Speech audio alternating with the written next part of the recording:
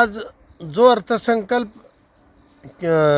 जाहीर झालेला आहे त्यामध्ये शेतकऱ्यांच्या बाबतीमध्ये कसलीही व्यवस्था नाही आहे।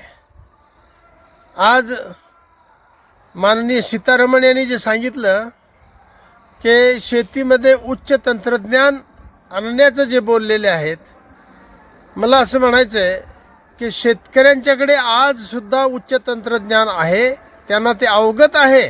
उच्च तंत्रज्ञानाची भाषा करून सरळ सरळ शेतकऱ्यांचं लक्ष डायव्हर्ट करण्याचं काम आहे।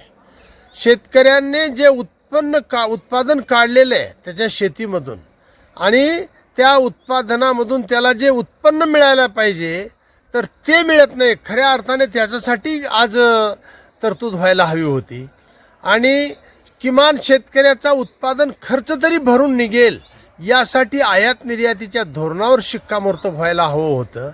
असं काहीही दिसत नाही आहे आणि खेदाची बाब म्हणजे 70% शेतकरी असताना सुद्धा अर्थसंकल्पामध्ये शेतकऱ्याला 30% सुद्धा स्थान दिलेलं नाही आहे आणि असे फसवे अर्थसंकल्प सादर करून शेतकऱ्याच्या घामाला दाम मिळू नये अशी एकंदरीत व्यवस्था होत आहे।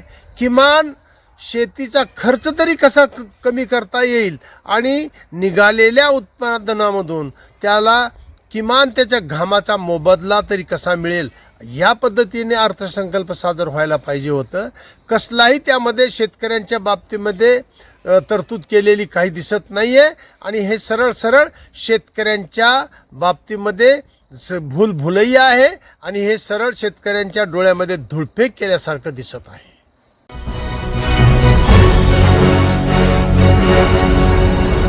Thanks for watching Ekmat Digital.